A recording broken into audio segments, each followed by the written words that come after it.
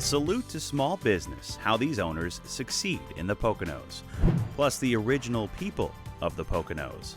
The exhibit featuring the Lenape who lived here. And the newest indoor spot for pickleball. Find out what the sport is all about.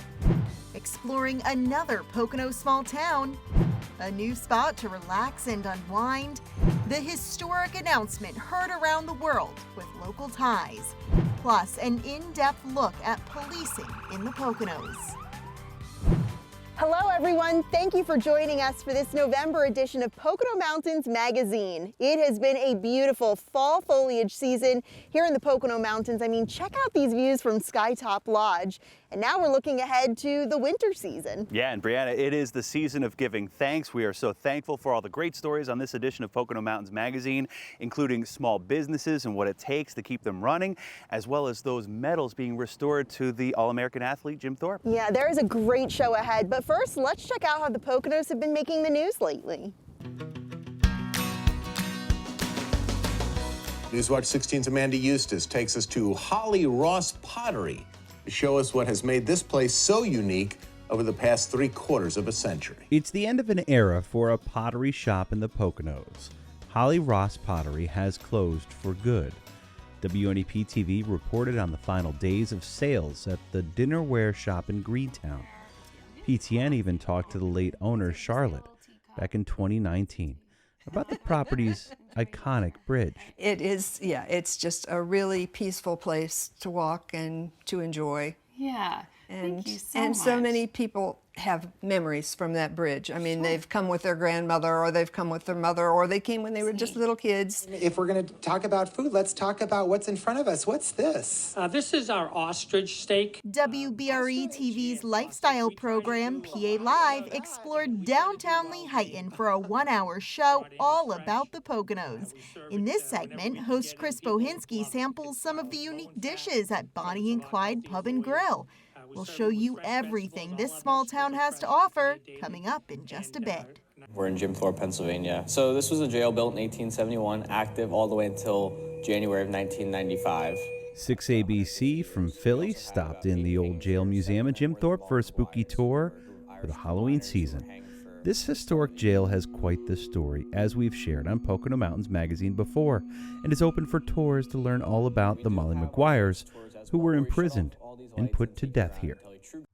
Work was finished this morning on towers for a new lift at Blue Mountain Resort in the Palmerton area and Carbon County. As WFMZ TV reports, skiers and snowboarders are in for a treat as this new high-speed 6-passenger chairlift nears completion. In addition to Blue Mountain, Camelback Resort, Jack Frost, and Big Boulder are also getting new lifts just in time for winter. In fact, there are plenty of new additions and upgrades in the works for all 6 ski resorts in the Poconos. Hey everyone, it's Jim Hamill, and here throughout the Pocono Mountains, we have some amazing small business owners who are really the lifeblood of the region. As far as Gather and Maud and Maine here in Honesdale go, they show up day in and day out, helping to drive the local economy here with shoppers and gift buyers here for the holiday season. And so we wanted to share with you some stories from Gather here in Honesdale, as well as Asparagus Sunshine in Delaware Water Gap, to explain just what it takes to run a small business here in the Poconos. Check it out. It has been 4 years and change since Olivia Santos set up shop on Main Street in Honesdale. Her store, Gather, is without a doubt a big part of Olivia's life. It's definitely, it's hard work, you know, it's, you're constantly working, you know, you're not just working when you're in the store, you're working when you're at home, when you wake up, you know, you always feel like there's something that you should be doing to further your business. The 20-something was living in New York, wanted more than the corporate life, and moved home to be part of a changing downtown Honesdale and Pocono Mountains. While rewarding, Gather in the small business life is still a commitment, a huge one. I work weekends, I work holidays. I mean, those are the busiest times too, so I really have to make sure that I'm, you know, at work those days. It's a commitment and it's a sacrifice that I have to make.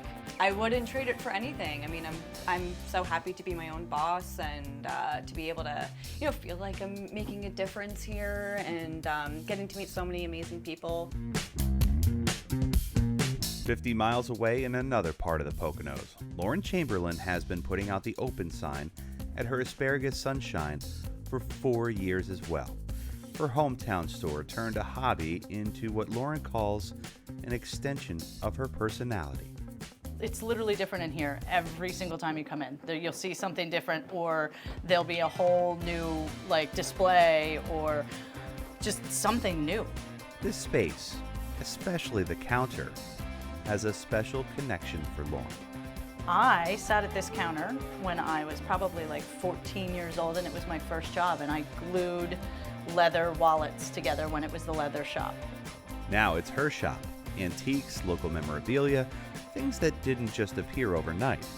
Lauren has spent years searching, stocking, and devoting big time and effort to this small business. Somebody's got to move all this stuff. So there's physical labor involved. There's also, I don't go home and turn my brain off. It's not like, okay, it's 5 o'clock, I can turn my brain off, I'm gonna go home. No, I'm sitting at home, I'm doing the books, or I'm doing something else, or I'm in my workshop, repairing something. I work 7 days a week.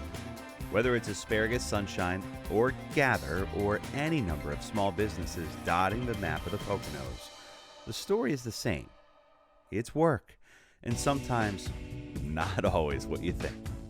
Never know what's gonna happen that day. The other day I came in, there was a skunk in my basement, so. Olivia called in the professionals, and the skunk was safely sent on its way. A small reminder of just how interconnected the small business community is here and all across the Poconos. It's a team effort constantly. You gotta rely on other businesses, and it's a constant collaboration between everybody, and we're lucky to have a great network and support system of other business owners here on Main Street. From Main Street, Honesdale, to Delaware Street in Water Gap, relying upon one another is key for small businesses. This community has that already, and then being a business in it, it works, and it's like we're all friends. And if any one of us needs anything, you can call anybody in town. It's that warm fuzzy feeling. The customers feel that. And all that hard work has paid off. Lauren and Asparagus Sunshine have plans to expand, opening a new shop around the corner. I wouldn't change it for the world. As hard as it's been and some of the struggles that we've had, I would never change it for the world. This love, this passion for the small business life is many things. Wearing different hats, balancing the books, and at times, pest removal. Plus, the onslaught of holiday shopping. Try to get through Q4 first. It's our busiest time of year. Yeah, I'm super excited. It's my favorite time of the year. It's the store looks great. We have so many gifts and so many Christmas items, and it's so much fun. And we get great energy during that time of the year. So yeah, let's get through that first.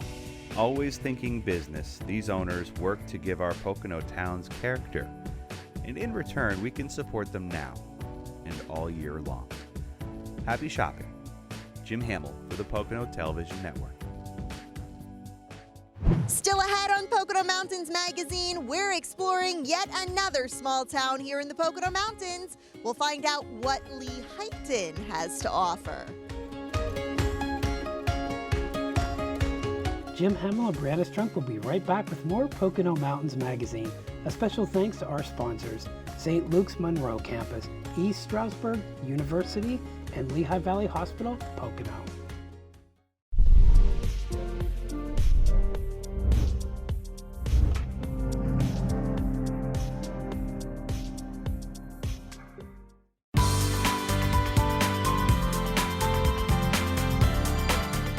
Welcome to Lehighton, home to some amazing businesses and just a short drive from plenty of other Pocono places. And check out this park and amphitheater, which hosts a seasonal farmers market and year-round events. Let's go check out what this small town has to offer.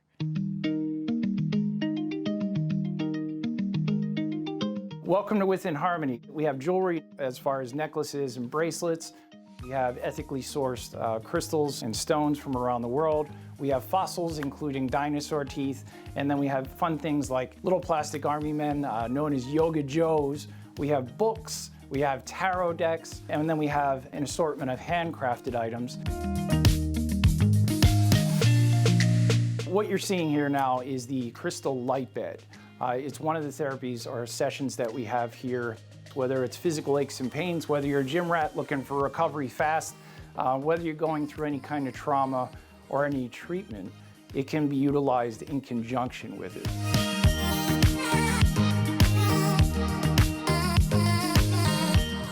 This shop is right up my alley. Of course, I have to take home a souvenir. All right, now let's head to another stop.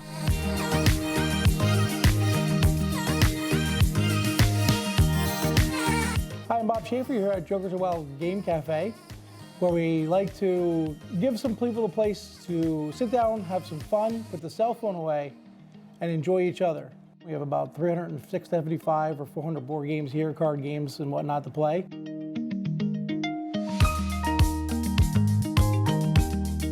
There it is. You win. You're a winner. There we go. See?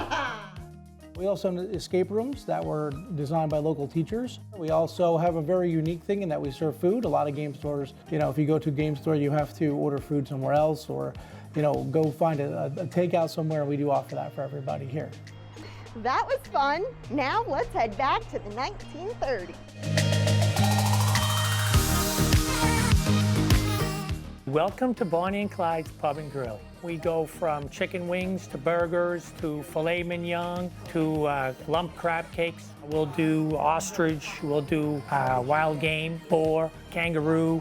We'll do quite a bit of different things. This building was originated as a bank in the early 1900s. And when my wife and myself bought the building, and we wanted something a little different.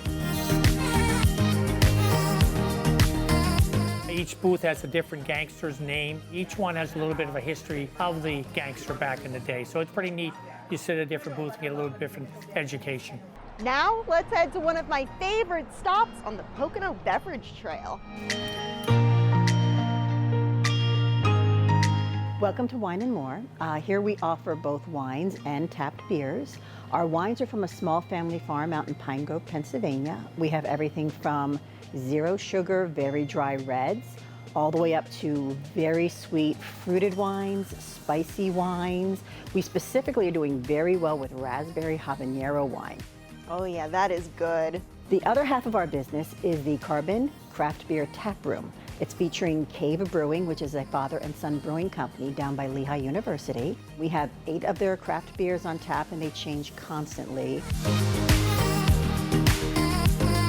We have tables and chairs, of course. We also have sofas. We have a massage chair. We often have classes here. So it's part coffee shop, part winery, part brewery, part community center. 2 bottles is better than 1. Now let's head to a second stop on the Pocono Beverage Trail.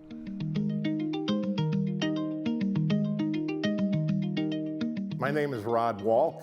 We're at Insurrection Distillery in Lehighton, Pennsylvania. It's a quaint, rustic setting. To our knowledge, this is the oldest building still standing in the borough of Lehighton. Our specialty here is handcrafted cocktails. We offer basically about 100 different cocktails. We have seasonal specialty drinks. We make probably about 25 different types of liquors right now. Flavored vodkas, flavored moonshine, regular vodka, regular moonshine, rums, bourbon, absinthe, quite a variety.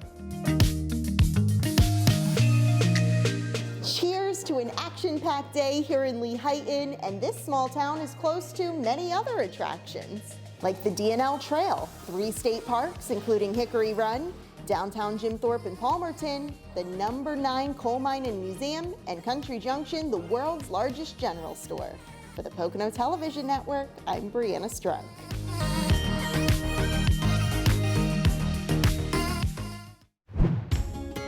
Still to come on Pocono Mountains Magazine, we are taking a deep dive on history here at the Collins Museum in Milford, learning about the Lenape, the indigenous people here of the upper Delaware River Valley. Stay tuned. righting a wrong after 110 years. More on the historic news that made international headlines and the once-in-a-lifetime trip that came with it, coming up on Pocono Mountains Magazine. For a warm welcome and refreshing wine, Three Hammers Winery really delivers. The hops at 2nd District Brew Farm are grown right here. At Insurrection Distillery, you'll get a big city feel in our small town setting. Your trail awaits you. Make it whatever you want. Wineries, breweries, or distilleries. I've always wanted to craft a trail. Of course you do. Visit PoconoBeverageTrail.com.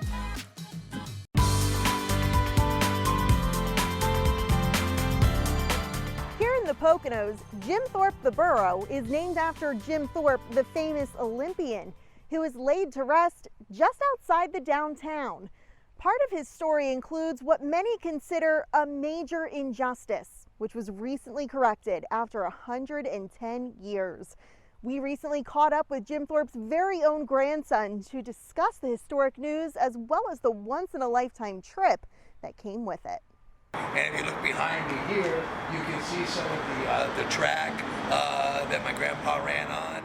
In a full circle moment, this is John Thorpe at the Olympic Stadium in Stockholm, Sweden, where his grandfather won 2 gold medals in 1912. Oh, heck, it still gives me goosebumps. I'm getting goosebumps right now telling you the story. The trip came after Jim Thorpe, known as the world's greatest athlete, was reinstated in July 2022 as the sole champion of the decathlon and pentathlon, which he won by a landslide over a century ago. His grandson, John, found out about the reinstatement before it hit international headlines. When I heard that news, it was one of the most thrilling times of my life. After becoming the first Native American to take home gold for the United States, the International Olympic Committee stripped Thorpe of his medals and removed his accomplishments from the official record, determining he violated amateurism rules by being paid a small amount to play semi-pro baseball prior to the 1912 Olympics. It was wrong to take his medals away in the very first place. In the IOC bylaws, it states that if you have a grievance or with an athlete or a country, you have 30 days to file that grievance. In the case of my grandfather, they'd waited 6 months. John Thorpe and his cousin Mary were recently invited to the Stockholm Olympic Stadium to witness the installment of Jim Thorpe's very own stone on the Walk of Fame and the unveiling of this World Athletics Heritage plaque. Both are now permanent fixtures at the iconic stadium. It was an incredible journey and adventure, and the people there are just so sweet and kind, and they love Jim Thorpe. They know more about Jim Thorpe, I think, in Stockholm than they do in California, where I was from originally. Yeah, they love Jim Thorpe. It's amazing to be here. Maria Lloyd, who owns a shop in downtown Jim Thorpe, also traveled to Sweden to show support and help document the historic event. She presented handcrafted gifts to some of the officials there for the celebration. It was amazing just to represent not just my company, just the Native international tribes, but also representing mostly Jim Thorpe, because everybody knows that I came from Jim Thorpe. Jim Thorpe, Pennsylvania. This is what Jim Thorpe's all about right here. Oh my gosh. Waiting 110 years for a huge correction as this one, and I think that is super motivating just to be there and think that everything is possible. Advocates who worked to achieve justice for Jim include Bright Path Strong, a nonprofit founded to amplify Native American voices and stories. So there's been an accumulation of many people that have put in a lot of effort to get this final result done, to get him reinstated. That includes John himself, who never misses an opportunity to share his grandfather's story. This is where he went to school, was Carlisle. Including with the crew installing Jim Thorpe's Walk of Fame stone. He was really quite shy. He didn't like a lot of accolades. At one point, John even sat down with Pocono Television Network for this in-depth segment about Jim Thorpe's legacy. He also worked at the Jim Thorpe Visitor Center in the Poconos, spending his days talking with tourists and keeping his grandfather's memory alive. Well, it's not many people that have a town named after them. And the way that the town of Jim Thorpe honors and loves my grandfather is very endearing. And now, all those who ran the race for Jim Thorpe have finally crossed the finish line. Being reinstated, what do you think your grandfather would think about that or say about that? What took you so long? While this is a time to celebrate, John Thorpe says there's still work to be done. His family is now working to obtain the original 1912 gold medals, which they believe are still in the IOC's possession. Now, John Thorpe says when he comes to visit Jim Thorpe, the borough, he always stops by this memorial to perform a smudging ceremony, which is a ritual among Native Americans, and he encourages you to stop by and pay your respects as well. For the Pocono Television Network, I'm Brianna Strunk. Hi everyone, it's Jim Hamill, and here at the Collins Museum in Milford, it's so well known for this exhibit behind me, the Lincoln flag that has the blood of the assassinated president from all those years ago at Ford's Theater. However, there's another exhibit that's been here for about a year now. It is the Lenape Original People exhibit here that lets you immerse yourself in the culture and history of those people who lived here along the Delaware River in our Pocono Mountains region so many centuries ago. Each of the three walls within this exhibit, the Lenape, Original People, reconciling the past, embracing the future, is part of a story still being written today. Generations after the Lenape were forced out of these lands, their descendants have played a role in bringing their story home. We involved several of the federally recognized Lenape tribes, so 2 from Oklahoma and 1 from Wisconsin. And they had a say in what the panel boards represent and what they say. We kind of bridged a gap by including, the infamous Tom Quick Monument. Lori Strelecki is a student of history, running this museum and the Pike County Historical Society, including the Lenape exhibit, which is local history just as much as this monument to Tom Quick, who is believed to have bragged about killing dozens of those so-called natives. There's these people out there that want to almost pick a fight with the tour guide or something, and they try and get something out of you like, oh, well, don't you think it's a problem that he was an Indian slayer, Tom Quick, and I'm like, that's a whole nother story. That's another story. It's not like we have a room dedicated to Tom Quick. As Strelecki explains, the Lenape couldn't comprehend how you can own land, that it's like owning a part of the sky. These panels paint a picture of land greed that destroyed trust between the settlers and the Lenape after the walking purchase of 1737. It's an unfortunate time of history, just like any other war. Much more can be learned about the original people of this river valley at the Collins Museum. A dugout canoe, pottery, and examples of tools that were used every day all give you the sense that the Lenape lived with the land, not off it. It's important to see not only what they used as tools and how they lived and what did they eat, what did they wear. I mean, we hope to build the exhibit to that point too, with the help of these federally recognized tribes. These artifacts are from the Historical Society's collection. Strelecki hopes to include more in the time to come. Right now, as we mark Native American Heritage Month, this exhibit fosters a common understanding of who the Lenape were and are. To learn more about them and their customs was always important. I think they're very interesting. A matrilineal tribe, it's always nice to give a nod to the women, and certainly they did, and that was their beliefs. The Lenape people inhabited a far wider geographical area than just the Poconos, but in what's now Milford, Strelecki says it was the Wolf clan that lived in this region until the mid-1800s. Parts of Oklahoma and Wisconsin became their new homes. It's up to them to create their own history now. And what's going on in Oklahoma and Wisconsin, I think they're doing great things for themselves there and making a name for themselves and also remembering fondly their roots here and learning about them. And I think that's the important part. Until the next chapter in the Lenape's relationship to the Poconos is written, this exhibit will remain a stark but an important history lesson. and part of the story of this place we now call home. Jim Hamill for the Pocono Television Network.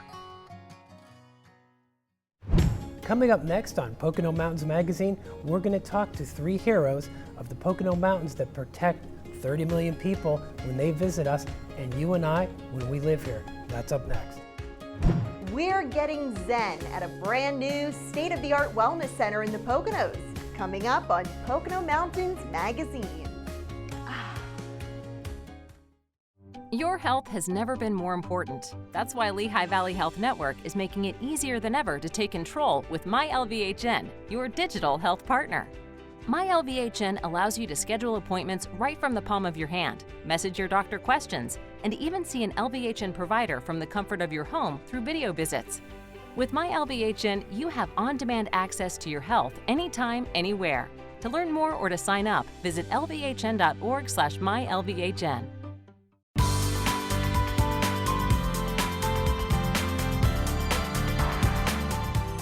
Hi everyone, you're back. You're watching the Pocono Television Network, and I'm Chris Barrett. This is a part of the program where we talk to folks locally here in the Pocono Mountains. And one of the things that we've always asked questions about, and well, we've really assumed, is that every time there's an emergency in a community, we have folks who are dedicated to responding to those emergencies. First responders, we know that everything that happened during the pandemic, if it wasn't for those folks, our life would have been much harder for that year of lockdown. So we're really honored today to have some of those first responders, police officers, who are the backbone of the Pocono Mountains community. We're going to talk to them a little bit about what it's like to be a police officer here in the Pocono Mountains. So who we have with us to my left is Chief Chris Wagner from the Pocono Mountain Regional Police. To my extreme left is Acting Sergeant Eric Rath from Pocono Township, and to my right is Captain Scott Raymond from Stroud Area Regional. So gentlemen, thank you so much for being here today. We're thrilled to have you. Thank you. So Chief, I want to talk to you first. Why did you become a police officer? So I think, Chris, I went through a lot of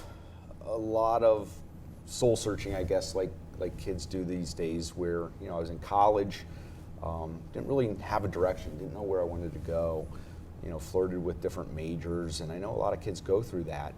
Eventually I started to kind of find my way, and I started to think military and moving in that direction. Again, it was personality based, and my plans started to become coming out of the military and then going into law enforcement. At the time, law enforcement academies had a long wait. You were hearing anywhere from 2 to 3 years waiting time to get into a police academy. Just so happened I had a family friend that said, "Hey, I can get you in the next class." Do I take that opportunity? And I decided, yeah, well, I'm not going to pass that up. And before I knew it, it just happened so fast. I was in the police academy, didn't end up going in the military, and kind of here I am. So throughout your career, I assume you started on the street as an officer. Right. So now you're a chief. So how many years have you been a police officer? Over 28 now. And what has driven you through that 28 years? What have you liked the most about it? Just a passion for the job. It's not the same thing every day. So it's really serving the community, kind of servant leadership and all those types of things. Yeah, it really is. Again, just the dynamics of the job,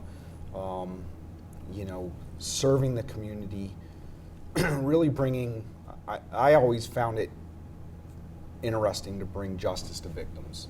And we're going to come back to you, Chief, but Eric, if I could turn to you, how about you? How long have you been a police officer and why? Been doing the job 12 years. It was kind of singular focus for me. I kind of knew what I wanted to do from high school on. My grandfather was a police officer, so I kind of looked up to him and idolized him. I'm a high school and college athlete. My favorite part of this job is the team aspect of it.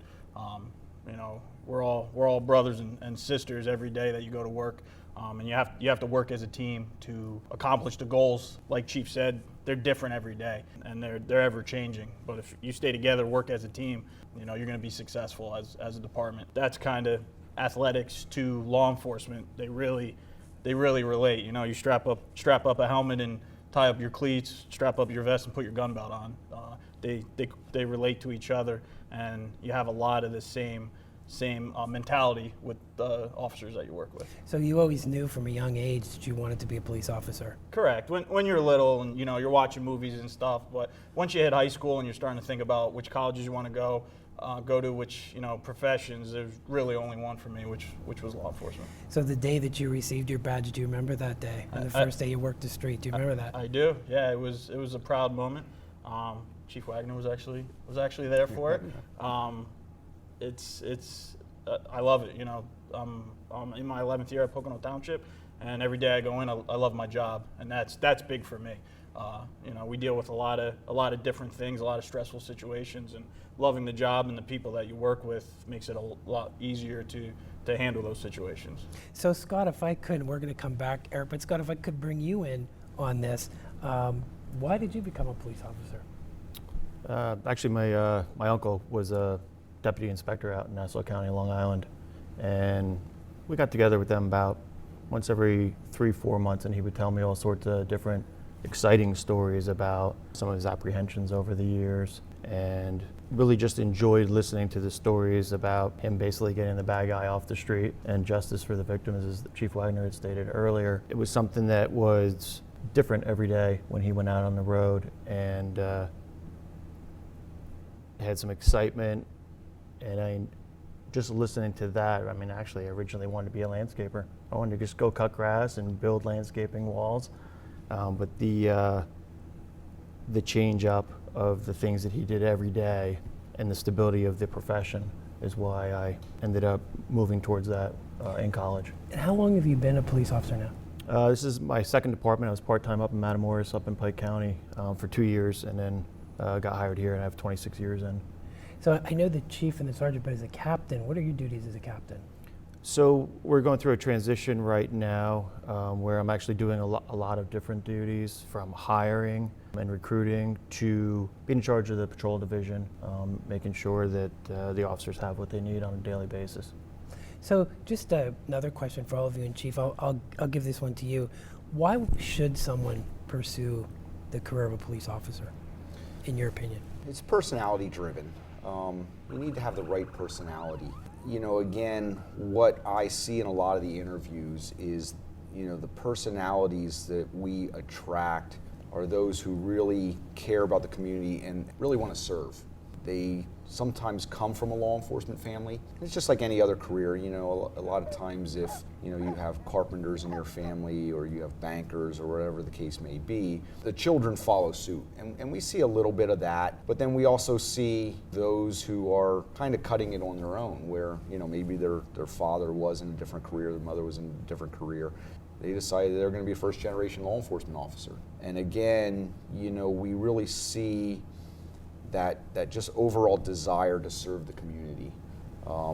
We see the personalities that don't necessarily want to sit in an office all day. They don't want the routine of day in and day out, and that's what you find in law enforcement. And Eric, why would you tell somebody to be a police officer? It follows the same line as Chief. If you want to serve the community, what both of them said prior about victims and providing justice to them, those are huge key factors. And then I always fall back to the competitive side of it. You're constantly engaging and learning and dealing with different situations. I think that's a big attribute that new officers, when they come in and they have that competitive side to them, they seem to excel quicker and earlier. And that's, what it falls back to for me is a lot of military, a lot of prior law enforcement families. Those are the guys that come in and are competitive and excel and want to do the job and want to serve the community. So Scott, Eric mentioned learning, and I think that's interesting. Is there a lot of training that's ongoing all the time for you and your officers? Yeah, training is constant. Initially, you have the police academy that you would enter, and that's about a 6-month program. And then from there, when the department hires you, generally most departments have a field training program. And that's about 3 to 4 months, 12 to 16 weeks, give or take. And that process is taking what you've learned in the police academy and using it in the field. When you're in the police academy, you learn about the vehicle code and the crimes code, and traffic violations that you will encounter later on. But you don't know how to process that information until you actually go out in the field. And the first day when you pull over a car and you say to your field training officer, I don't know what section to write this under. Those are all the things that you learn early on so that when you are on your own, you have the resources that you can build upon to be able to go out and fulfill your duties. And I think you're human beings. You're coming at the position that you want to serve the public. So I always wanted to find out in your recruitment efforts, and Chief, I'll go with you first. What do you look for in your recruiting efforts? And I know some of you are just saying you're going through that right now. Right. So what do you look for in a candidate? We go through, obviously, all the background requirements, foundational educational requirements. So, of course, we're going to look for, high school diploma, college degree. Are they a military veteran? Do they have their Act 120, which is the police academy? So you can put yourself through the police academy. We look for those things as a foundation, and those, obviously give you the edge against the competitors that are coming through the interview with you. But at the end of the day, I think what we look for after all those educational and background requirements are laid is good personality and good character. I always say that if you can come into an interview and make me smile, you're probably going to get a job. So again, everybody kind of comes in with those same or very similar educational backgrounds, life experiences, those things.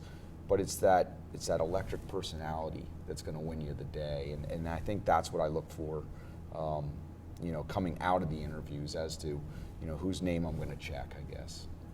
Well, this has been great. I hate to do this, but I'm going to have about 2 minutes, and I have to wrap this up, believe it or not, because it's gone so fast. And one of the things we do want to tell everybody is we will be posting at PoconoMountains.com/jobs any opportunities that these departments and others in the Pocono Mountains have. But if I could just wrap one thing, and Eric, I'm going to go with you first, I think. What's one thing you would want everybody to know about being a police officer? First thing would be, we take the uniform off. We're just regular people like you. We put the uniform on. We're those same people. We might have to deal with people in situations that are usually their worst. But we're here to serve. We're here to serve. We're here to protect. And we're here for the citizens. And sometimes I feel like that gets forgotten, but that's our message. We're here for you. We're here to serve you. We're here to protect you when you need us. And that's our department's kind of our motto. We're here for the victims, and we're going to run in when everybody else is running out. And I feel like most people know that, but sometimes it gets lost in the message today. But that's our biggest message: is we're here to serve for you. Scott. I honestly couldn't answer that any better than he just did. I mean, for being in a profession for 27 years, it's been all about, trying to deal with the public and to work with the public. And like you said, you take the uniform off, I'm a dad, I'm a husband, I'm a community member. I live in the area that I serve. I want the best for what's in the community. And I think when you're a police officer, that is part of your philosophy daily. Well, everybody, this has been a great time that we've spent with 3 of our heroes here in the Pocono Mountains. When the 30 million folks visit us yearly, you can be rest assured that you're well watched over by these folks and the teams that serve with them. And we will be right back with more Pocono Mountains Magazine. At East Stroudsburg University, you will study with cutting-edge technology. You can perform in the classroom, field, or stage. You'll get involved on campus and off. You can have fun preparing for your future.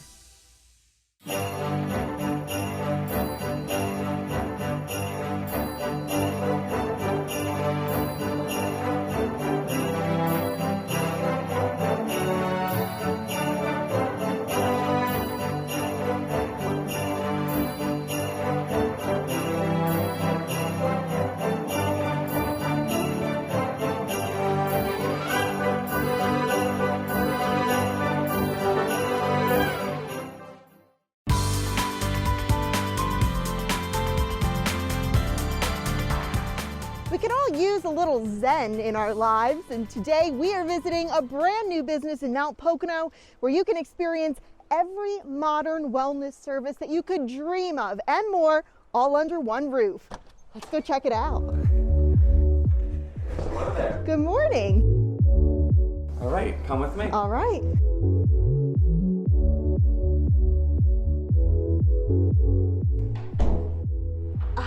Feeling peaceful already. Welcome to Magnolia Inn and Wellness Center, state-of-the-art facility offering cutting-edge wellness services. We are conveniently located just across the street from Mars Trailways bus station, bringing people from New York City Port Authority just a short 2-hour bus ride. We offer cryotherapy. It's a cold therapy, just 3 minutes, reducing the joint pain and boosting energy. It gets down to negative 225 degrees. We also offer infrared sauna. That's great for detox, relax, reduce inflammation as well.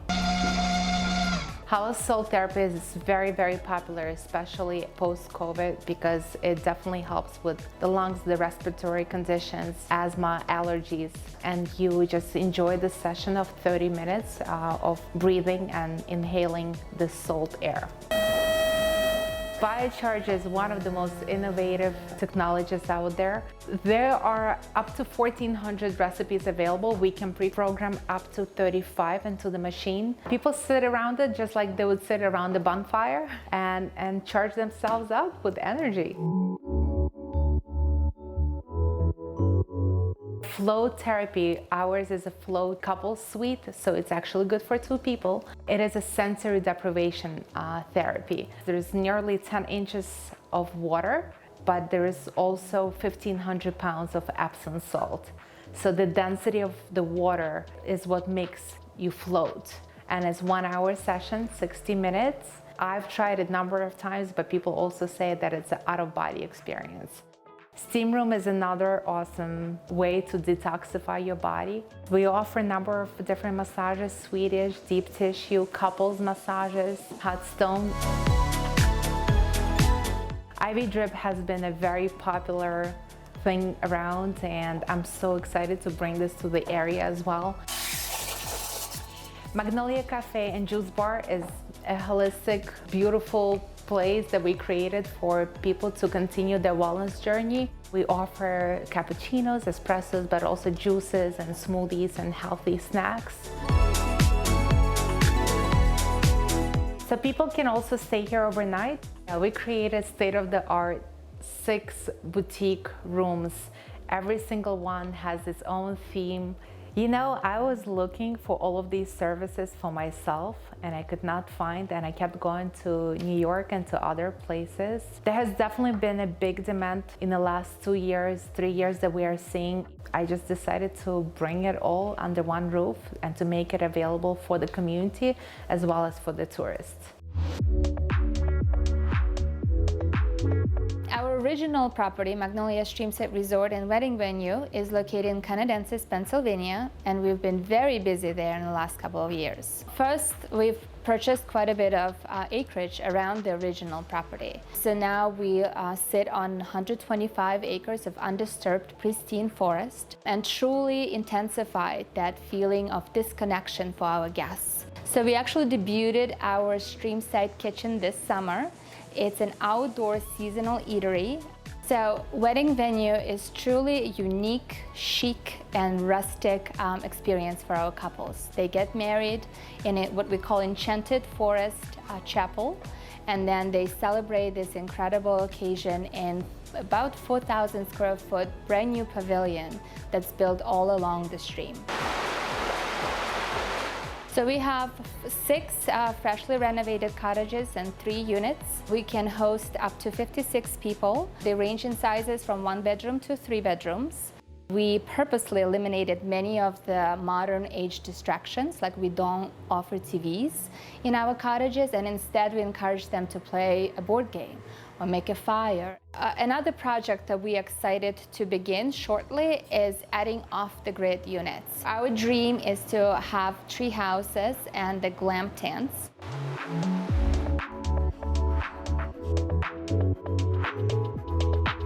Both properties have truly been our ability to kind of bring our dreams to life. And we're so blessed and excited for the journey ahead. Cheers to that. For the Pocono Television Network, a very rejuvenated Brianna Strunk. The sport of pickleball has been picking up in popularity lately. We're going to show you the newest place indoors in the Poconos where you can learn and play pickleball in any type of weather. And it's a lot of fun. Stick around. St. Luke's has been a cornerstone of the Lehigh Valley for over 150 years. It was originally founded to provide industrial workers with immediate local access to care. In the last century and a half, while healthcare has transformed dramatically, St. Luke's dedicated physicians, employees, and volunteers have proven they can respond to changes with exciting, innovative, and bold healthcare solutions. St. Luke's ability to deliver the highest quality care at the lowest cost is truly transformational and will ensure our future. Many destination resorts in the Poconos offer different experiences that allow you to relax. They are sought out to rebuild and rejuvenate the body. Day spas have become incredibly popular, and we have some of the best right here in the Pocono Mountains.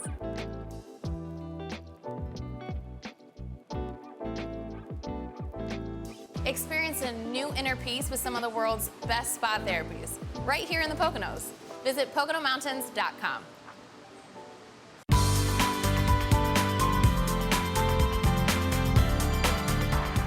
Hey, it's Jim Hamill, and if you haven't heard, there is a pretty big sports craze sweeping the nation and right here in the Pocono Mountains. It's pickleball. And now there's a brand new indoor facility in White Mills between Honesdale and Hawley, Drop Shots Pickleball, that is here for year-round play indoors. Let's go find out what this sport is all about.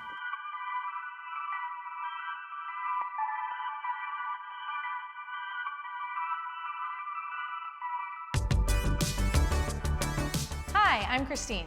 Hi, I'm Matt. And we're Drop Shots Pickleball.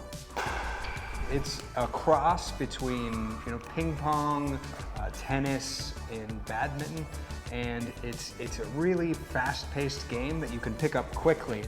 I've never played pickleball before, but my friend Raph here, he's pretty good at it. You just won a tournament, didn't you, in Atlantic City? Good for you. Atlantic City, yes, I did. And he's going to give us what it's all about. Describe to me the basics. Basic starts by holding the paddle. When you hold the paddle, it's like shaking hand. This is the form you want to have around the paddle, so it's even like this. Teach you how to serve, get it over the net, and do little volleys. And then from there we can do drop shots, dinks, simple. Drop shots and dinks. Yeah, I'll explain to you what that is. Sounds fancy. You want me to show you? I can show you right now. Absolutely, Okay, absolutely, let's yeah. go. So this court is a little smaller than a tennis court. Correct. Okay. Yeah, the dimensions are 44 by 20. The no volley zone is 14, so the net in the middle will be 7. When you dink, it's just hitting it over the net, letting the ball bounce. You're allowed to get in the kitchen, hit it, and go back out. Okay. Both feet has to be established over the white line.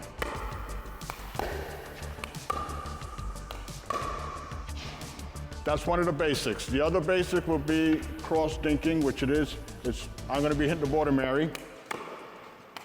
And this is another basics. The third shot drop, it's anywhere from here to the back. The reason why you want to learn that, when you have both guys that's in front, you got to be able just to drop it right over the net for us to advance. Okay. Okay? They call it third shot drop, but you can do it anytime. And the next one is the serve. Serve. Right? Okay. There's two ways of doing it. You can bounce it and then hit it across. Right. Or you can hit it in the air. All right. So that's your two basic ways to serve. Here goes nothing. They can get to, a really fun playing level, in a short time frame. With a game like tennis, it can take 2 or 3 years before you're having a really high level game. And that's why people fall in love with it so fast. Great playing. Hey, good stuff. And basically, that's pickleball. A year ago, I think we were driving around and Matt said, we should open a racket club. And I said, you're insane. But then, as I started to see the game of pickleball pick up and that sort of thing, then we saw on social media that this was becoming available. And when we came and looked at the space, we were like, this is perfect. And there's a local community of pickleballers that really didn't have a winter place to go. So we wanted to provide a really cool space for them. You get your heart rate up though, don't you, Raph? We want to be a place where people can play pickleball, obviously.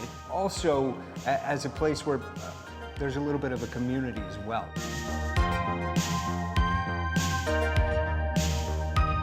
Find us on Facebook, Instagram, we're Drop Shots Pickleball. Our website is dropshotspb.com. And those are the best ways to get a hold of us. If you want to book a court, you can do it on our website. Check out the open play schedule. Yep, see what kind of events are coming up, that sort of thing, all on the website. So for Jim Hamill, Pocono Television Network at Drop Shots Pickleball, the newest indoor pickleball court in the entire Pocono Mountains.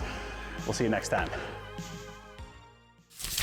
That looked like so much fun. Yeah. From pickleball to hanging out at one of our Pocono resorts, warming up by the fire like at Skytop here. There's plenty to do indoors this season, and of course there will be plenty to do coming up this winter as well. Absolutely, Brianna. Those ski resorts across the Pocono Mountains will start making snow as soon as the temperatures drop enough. And of course, if Mother Nature cooperates, we'll get a lot of snow this upcoming winter season. So check out all the activities that you can experience throughout the Poconos on PoconoMountains.com. Thank you so much for joining us for this November edition of Pocono Mountains Magazine. We'll see you next month. Have a happy Thanksgiving.